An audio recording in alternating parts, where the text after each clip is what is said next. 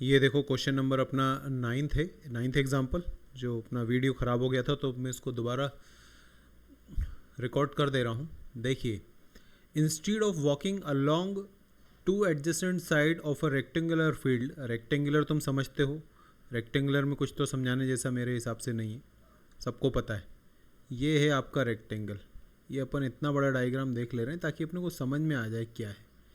ये rectangular diagram है। Instead of walking along to adjacent side of a rectangular field a boy took a shortcut, नहीं है shortcut है, along the diagonal of field and saved a distance equals to half of the longer side. ये कहना ये चाह रहा है, एडजेस्टेंट side का मतलब क्या है कि बंदे को यहाँ से चलना चाहिए था तो ये दूसरी साइड से चलना चाहिए था। ये दोनों एडजेस्टेंट साइड है, अपन ने पहले भी समझी। लेकिन भाई साहब क्या कर रहे हैं कि वो शॉर्टकट चल रहे हैं, वो वहाँ से वहाँ जाने की बजाय ऐसे डायगोनल में चलकर जा रहा है। अब इतने तुम भी समझदार हो कि अगर ऐसे ऐसे चलेंगे, हम लेंथ और विड्थ पकड़ कर चलें, और उसकी बजाय अगर हम डायगोनल में चलें तो डायगोनल में हमें टाइम भी कम लगेगा, हमारा डिस्टेंस भी सेव हो जाएगा क्योंकि थोड़ा सा कम चलना पड़ता है।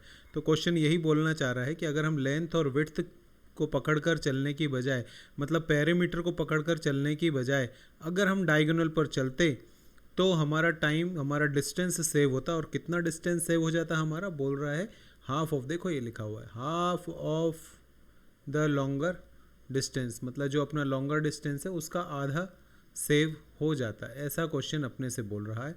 Find the ratio of shorter side of the rectangular to the longer side. Shorter और लॉन्गर मतलब तुम्हें width is to length calculate करना है, बस इतनी सी बात है मेरे भैया। तो क्या करना है पहले आप ये देखो कि लेंथ और विड्थ से चलते तो कितना एरिया कवर होता, और फिर देखो कि डायगोनल पर चल रहे हैं तो कितना एरिया कवर हो रहा है। इन दोनों का जो डिस्टेंस होगा वो डिस्टेंस कितना कहलाएगा हमारा, हाफ ऑफ रेक्टेंगुलर फील्ड। मतलब मैं कहना चाहता हूँ कि लेंथ को तो आप लेंथ ही बोल दो, विड्थ को आप विड्थ ही बोल दो। लेंथ और विड्थ इतना हम चलें, लेकिन हम ये चलने की बजाय क्या कर रहे हैं, डायगोनल चल रहे हैं। तो डायगोनल कैसे कैलकुलेट करते हो, पाइथागोरस थ्योरम नहीं आती तुमको, पाइथागोरस थ्योरम लगाओगे तो कैसे निकलेगा डायगोनल, लेंथ का स्क्वायर प्लस विड्थ का स्क्वायर इक्वल्स टू डायगोनल का स्क्वायर होता है। तो हमें डायगोनल निकालना है तो रूट लग जाएगा, पाइथागोरस थ्योरम है भाई। बेस और परपेंडिकुलर का स्क्वायर निकालते हैं, तो जो लेंथ है वो बेस का काम कर रही है और जो विड्थ है वो परपेंडिकुलर का काम कर रही है। सिंपल पाइथागोरस थ्योरम लगा देंगे। तो कहने का मतलब ये है कि ये लेंथ प्लस विड्थ चला, इसकी बजाय अगर ये सिर्फ डायगोनल पर चले, मतलब length square plus width square चले, तो इसका डिस्टेंस सेव होता है कितना, हाफ ऑफ लेंथ। लेंथ का हाफ डिस्टेंस ये भाई साहब सेव कर लेते हैं। अब हम इसको कैसे सॉल्व कर सकते हैं, लेंथ को इधर ले आओ और इस वाले फिगर को यहाँ ट्रांसफ़र कर दो। मतलब length plus width minus length upon 2 equals to length square plus width square. Under root में चल रहे हैं ये, आप अपन पाइथागोरस थ्योरम लगाएंगे तो इसके ऊपर रूट लग जाएगा। अब इतना सॉल्व करना है, ये कितना है 1 लेंथ, ये कितना है हाफ लेंथ। 1 लेंथ में से हाफ लेंथ माइनस करोगे तो हाफ लेंथ बचेगा, मतलब length upon 2 plus width equals to under root length square plus width square. Simple logic चल रहा है, बहुत हाई फाई बातें नहीं है। अब इसको सॉल्व कैसे करें भाई, 2 यहाँ और यहाँ दोनों जगह ट्रांसफ़र हो जाएगा, तो क्या होगा length plus 2 width equals to 2 under root length square plus width square. अब इसके आगे तभी सॉल्व कर सकते हो जब आप ये रूट जो दिख रहा है राइट हैंड साइड में, ये जो रूट दिख रहा है इसको जब आप हटा दोगे तभी आगे इक्वेशन सॉल्व होगी, नहीं तो सॉल्व ही नहीं हो सकती। तो रूट को कैसे हटाएं, अगर किसी भी चीज़ का पावर लगा दिया जाए तो रूट और पावर अपने आप को कैंसिल कर देते हैं। तो अगर हम इस पूरे का क्या निकाल लें, स्क्वायर, तो भैया ऐसा पॉसिबल नहीं है मैथ्स में। अगर इस साइड का स्क्वायर निकाल रहे हो तो आपको इस साइड का भी स्क्वायर निकालना पड़ेगा। दोनों side same figure plus minus into divide कर देंगे तो ज़्यादा दिक्कत नहीं है, फिर इक्वेशन चलेगी। इसको अपन रेशनलाइजेशन भी बोल सकते हैं। तो अब इसको सॉल्व करना पड़ेगा। तो अब लेंथ प्लस 2 विड्थ स्क्वायर, तो आप लोग इसको क्या करते हो, लेंथ का स्क्वायर और 2b का स्क्वायर। अरे बाबा नहीं है, लेंथ प्लस 2b का होल स्क्वायर मतलब क्या होगा, a प्लस बी का whole square, a square plus B square plus 2ab। Mind लगाइए ना आप। तो लेंथ का स्क्वायर तो लेंथ का स्क्वायर ही रहेगा, 2b का स्क्वायर तो 2 का स्क्वायर 4, b का स्क्वायर बी ही रहता है, उसको तो चेंज नहीं कर सकते हैं अपन। जरा एक मिनट, पेन में सिलेक्ट कर लूँ।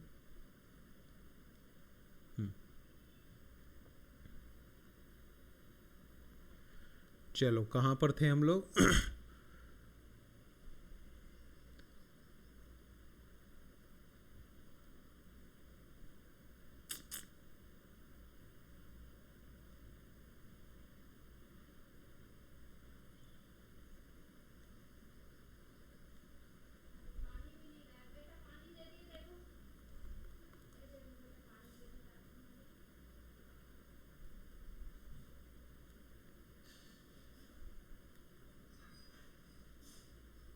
हाँ, अभी पेन अपना सिलेक्ट हो गया है।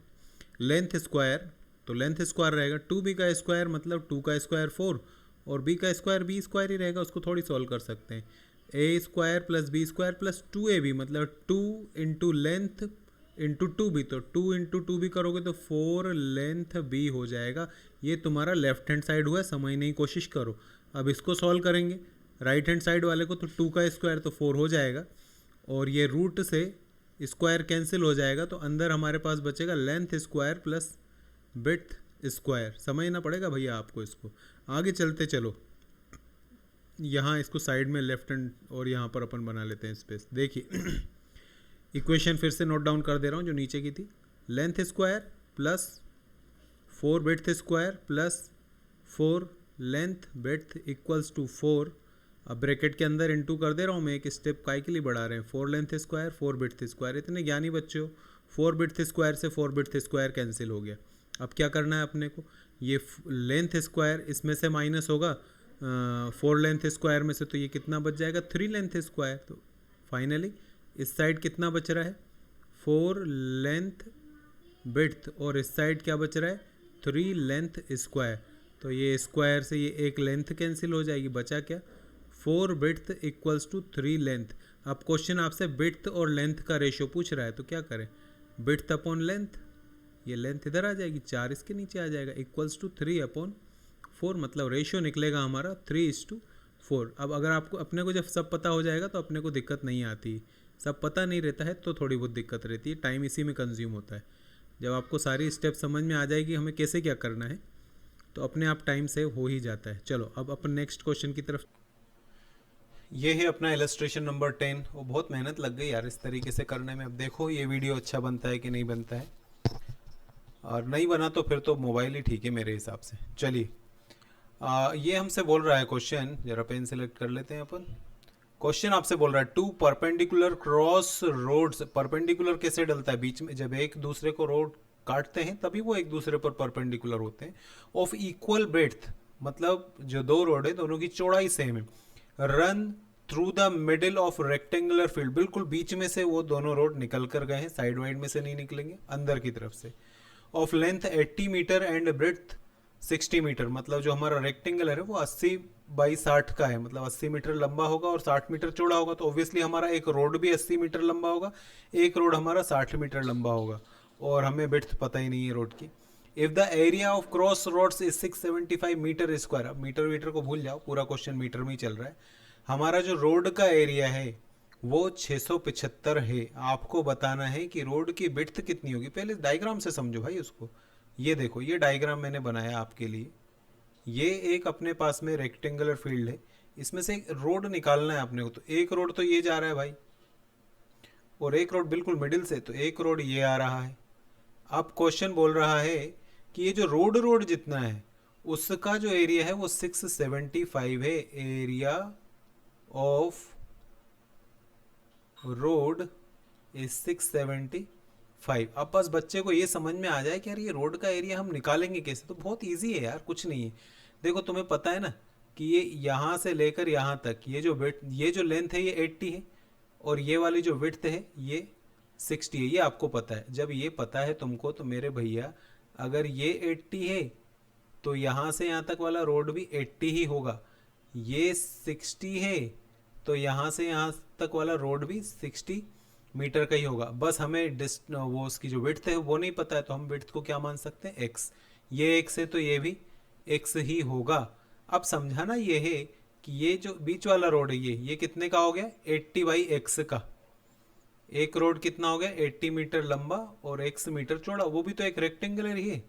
दूसरा रोड कितना हो गया, 60 मीटर लंबा है और x मीटर चौड़ा है।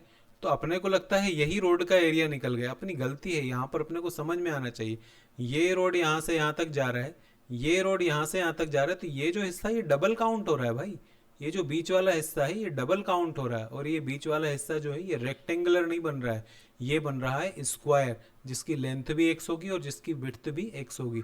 तो आपने अगर किसी चीज को डबल काउंट कर लिया है तो उसको आपको एक बार माइनस कर देना चाहिए, मतलब x into x, x square हम माइनस कर देंगे तो निकल जाएगा हमारे पास में एरिया ऑफ रोड, जो कि कितना दिया हुआ अपने को, 675। अब देखो यार, थोड़ा बहुत तो समझना ही पड़ता है।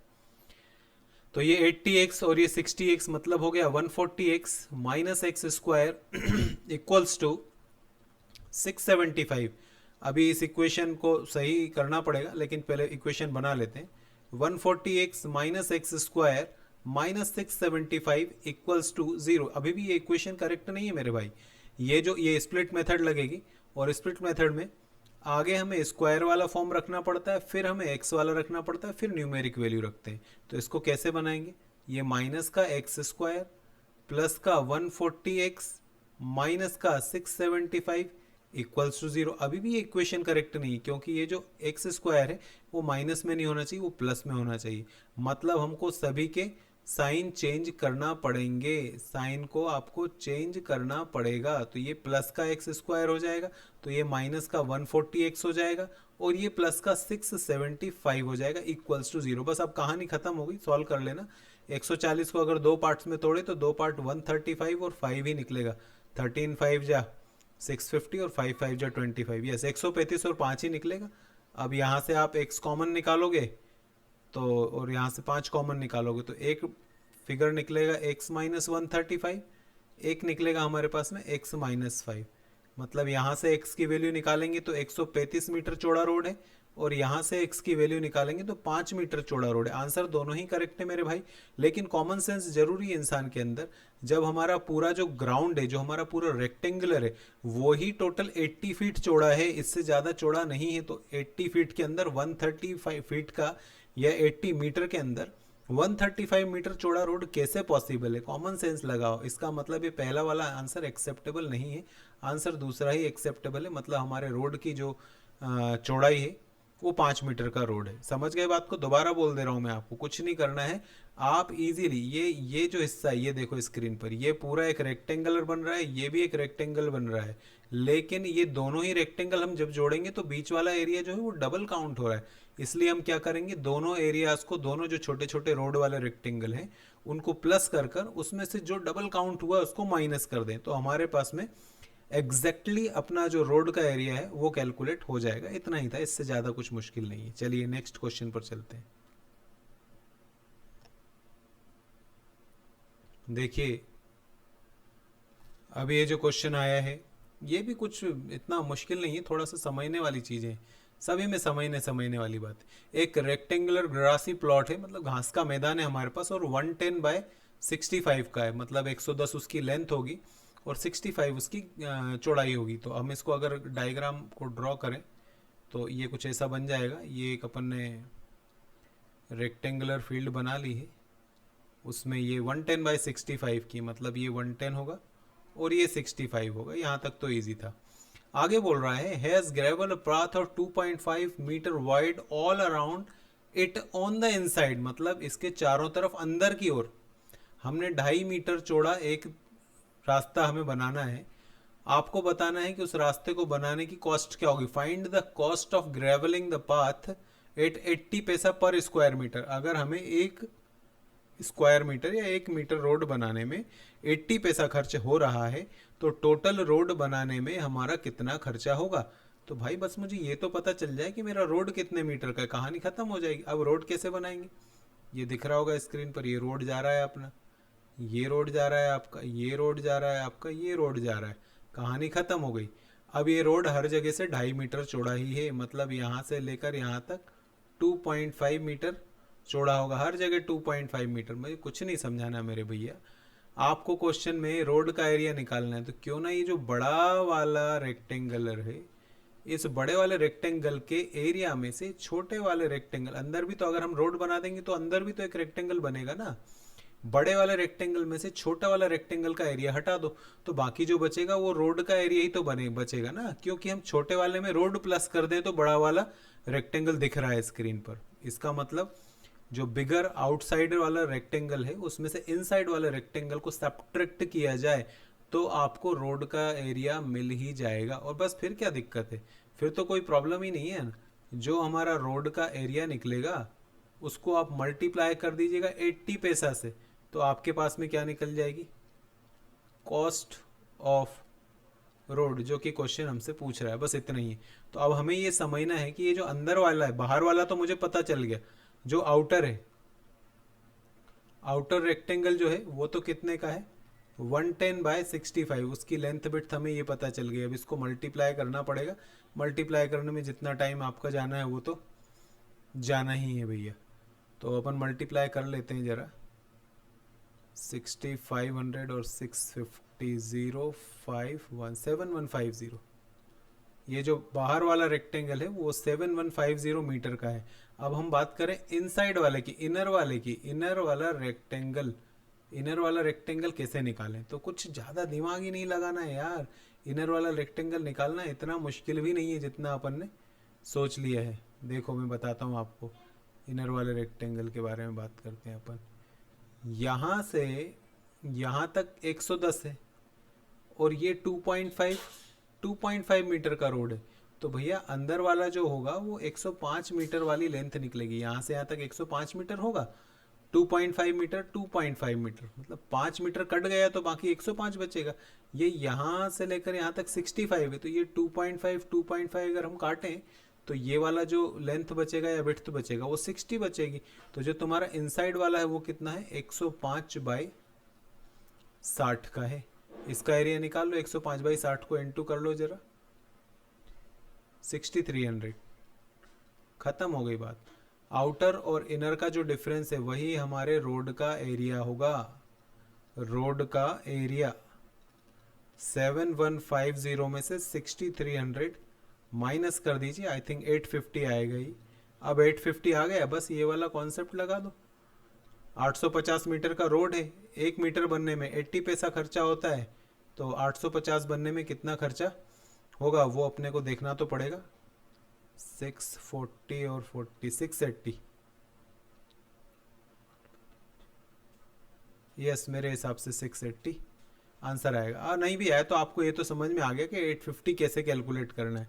बस फिर उसको 80 पैसा से मल्टीप्लाई कर देना भैया, टेंशन खत्म हो जाएगी। चलिए नेक्स्ट क्वेश्चन पर चलते हैं। देखिए अब ये क्या बोल रहा है, एक रेक्टेंगल, ये भी अच्छा क्वेश्चन है, क्वेश्चन सब अच्छे हैं, जो नहीं बने ना तुमसे सब खतरनाक क्वेश्चन थे। एक रेक्टेंगुलर कोर्टयार्ड है, कोर्टयार्ड मतलब वो रेक्टेंगल है, भाड़ में गया, कोर्टयार्ड से हमें क्या करना, हमें तो भैया रेक्टेंगल है या सर्किल है ट्राइंगल है ये पता होना चाहिए।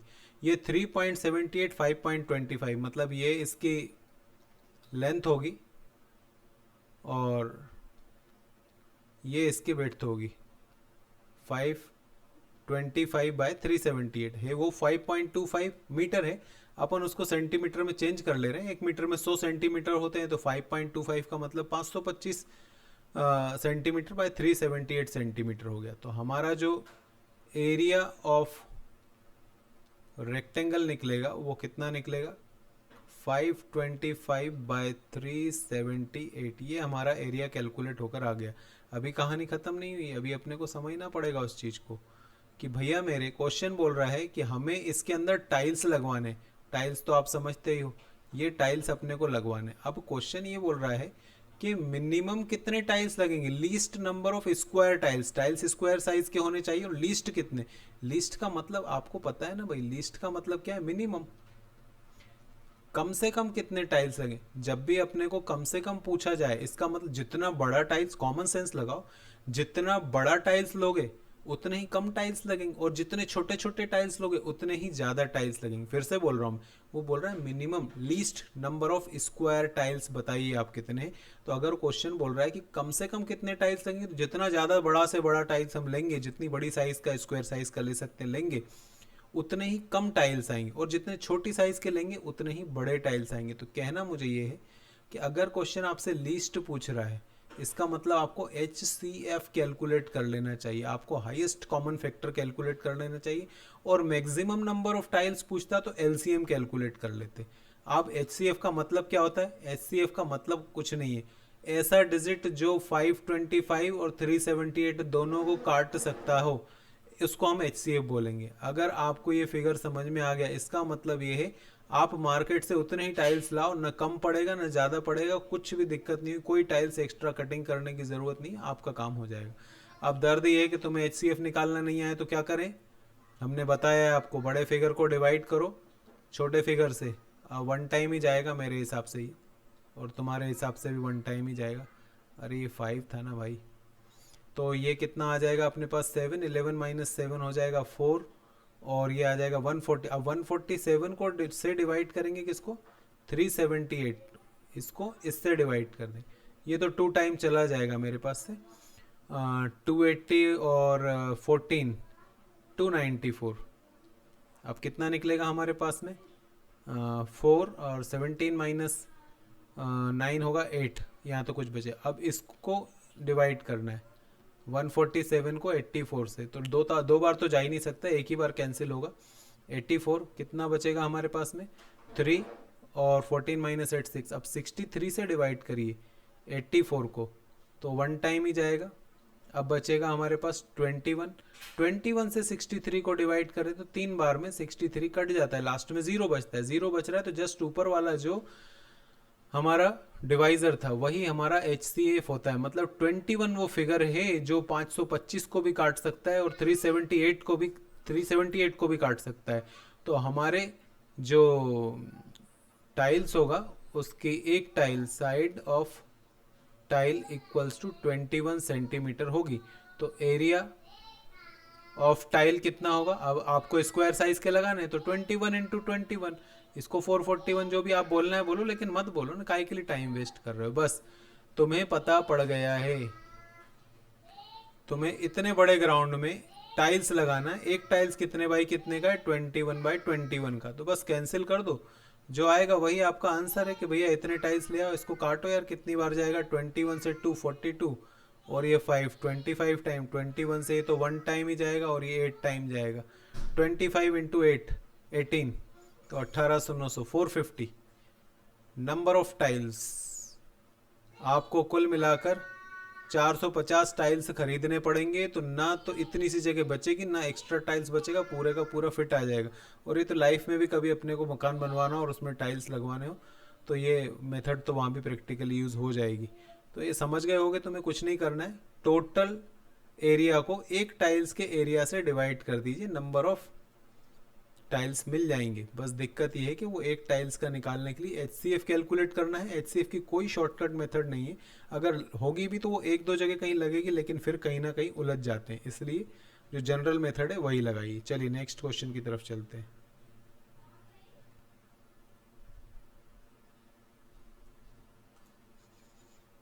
अब देखिए ये नेक्स्ट क्वेश्चन है 19 नंबर आपका। ये है if each side of square is increased by 25%। अगर हम अपने स्क्वायर की दोनों साइड 25% बढ़ा दें तो आप बताइए कि कितना एरिया चेंज हो। अरे बाबा पॉपुलेशन का रूल लगाइए इसमें, इससे ज़्यादा कुछ करने की ज़रूरत नहीं है। रूल ऑफ पॉपुलेशन क्या है? एरिया 100 है, एक बार 25% बढ़ेगा मतलब 12500, दूसरी बार 25% बढ़ेगा मतलब 125/100। अब कैंसिल करने में जो भी टाइम आपको लग रहा है वो तो लगना ही है। 25 5 जा 25 4 जा 125 इंटू 5 625 डिवाइडेड बाय 4 1 जा और 4 5 जा 20, फिर 4 6.25, मतलब जो 100 वाला एरिया था वो 156.25 हो गया।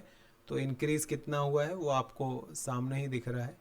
इंक्रीज परसेंटेज होगा 56.25। 25%, ईजी, इसमें कुछ भी मुश्किल नहीं है, इसमें कोई स्पेशल फॉर्मूला याद करने की ज़रूरत ही नहीं थी। चलिए आगे देखिए, अब ये क्वेश्चन में इसमें भी थोड़ी सी दिक्कत है इसके अंदर, इसमें पॉपुलेशन वाला रूल नहीं लग पाएगा, ये ध्यान रखना। बोल रहा है if diagonal of a square is decrease by 15%। अभी क्या हो रहा है कि डायगोनल डिक्रीज हो रहा है, कोई साइड वाइड डिक्रीज नहीं हो रही, इसलिए थोड़ी सी प्रॉब्लम अपने को आने वाली है कि अगर तुम्हारा डायगोनल डिक्रीज हो रहा है तो तुम्हें क्या करना है ये समझना पड़ेगा। Find the percentage of decrease in its area. अब पहले बात तो तुम्हें क्या होना चाहिए, तुम्हें डायगोनल के थ्रू एरिया का फॉर्मूला याद होना चाहिए। स्क्वायर कैसे निकालते थे एरिया, डायगोनल के through D square upon 2, diagonal square का डायगोनल का स्क्वायर निकालो, हाफ कर दो, इससे तुम्हारे पास एरिया आ जाता था। अब तकलीफ ये है कि मुझे तो कुछ एरिया वेरिया पता नहीं है, तो ये हमने एक स्क्वायर बनाया और स्क्वायर में जो अपना डायगोनल जाता है उसको अपन x मान ले। अगर डायगोनल x माने तो फिर एरिया किस तरीके से कैलकुलेट करेंगे हम लोग, एक्स स्क्वायर मतलब diagonal square upon 2, this is the actual area of square. अब क्वेश्चन बोल रहा है कि अगर हमारा डायगोनल 15% कम हो जाए तो क्या करें भैया, हमारा डायगोनल कितना था x, 15% कम करने का मतलब क्या होता है 85 अपॉन 100, 85 को कैंसिल करो, 17 का टेबल 17 5 का, और ये 5 से काटो, 5 से जाएगा 7 टाइम, 5 से जाएगा 20 टाइम, मतलब हम इसको बोल सकते हैं 17x upon 20, this is your new diagonal. अब अगर नया डायगोनल हमारे पास में ये है तो न्यू एरिया हमारे पास क्या होगा भैया, एरिया तो वही होगा ना, डायगोनल स्क्वायर डिवाइडेड बाय 2, तो डायगोनल स्क्वायर कितना है 17x अपॉन 20 का स्क्वायर अपॉन 2, तो 17 का स्क्वायर कितना होता है 289x, और 20 का होगा 400, और फिर इसको 2 से डिवाइड करेंगे तो ये बन जाएगा 800। ये हो गया भैया 289x स्क्वायर अपॉन 800, ये तुम्हारा नया एरिया है और ये तुम्हारे पास में पुराना एरिया है। नया एरिया और पुराना एरिया, क्वेश्चन बोल रहा है कितना इंक्रीज डिक्रीज हो गया, तो क्या करो, ओल्ड वाले एरिया में से न्यू वाला एरिया माइनस करो, तभी तो भैया इंक्रीज डिक्रीज पता चलेगा। मतलब एक्स स्क्वायर अपॉन 2 में से माइनस कर दीजिए आप 289x स्क्वायर डिवाइडेड बाय 800। घबराने का नहीं है, बड़े फिगर है, घबराओ नहीं। इसका एलसीएम ले लो, 800 एलसीएम आएगा इसका, ये आ जाएगा 400x स्क्वायर, 400 में से 289 माइनस करोगे तो 111x स्क्वायर। इतना हमारा क्या हो गया, इंक्रीज डिक्रीज निकल गया, कितना, इतना डिक्रीज निकल गया है। हमारा पुराना एरिया नए एरिया से इतना ज़्यादा था, नया एरिया इतना कम है। अब परसेंटेज ऑफ इंक्रीज डिक्रीज का रूल याद करो, ये लिख दे रहा हूँ मैं, परसेंटेज ऑफ इंक्रीज और डिक्रीज क्या होता था, changes into 100 divided by old value, इस तरीके से हम लोग निकाल लेते थे परसेंटेज ऑफ इंक्रीज डिक्रीज। तो चेंजेस कितना आया है 111x स्क्वायर अपॉन 800, ये हमारा डिफरेंस है, into 100 divided by old value. Old तुम्हारे पास कितना था, ये लेकर जा रहा हूँ मैं, ये रहा ओल्ड वाला, ओल्ड था एक्स स्क्वायर अपॉन 2, डिवाइड करेंगे तो 2 अपॉन एक्स स्क्वायर हो जाएगा मेरे भाई। एक्स स्क्वायर से एक्स स्क्वायर खत्म, 2 0 से 2 0 कैंसिल, 2 से ये गया 4 टाइम, 111 को आप डिवाइड कर दीजिए 4 से, तो करना आता है तुमको, 4 2 जा 8, 4 7 जा 21, फिर बचेगा 4 7 जा और फिर 5, 27.75% आई थिंक, अगर डिवाइड करेंगे तो इतना ही आ रहा है। ये निकल गया तुम्हारे पास में percentage of increase and decrease. आज के लिए सभा इतनी ही है, बाकी के क्वेश्चन नेक्स्ट क्लास में करेंगे। पहले ये तो पता पड़े कि ये वीडियो सही बन भी रहा है कि नहीं बन रहा है, फालतू ही टाइम वेस्ट होगा तो अब मैं मोबाइल पर ही बनाऊंगा। चलो बाय बाय।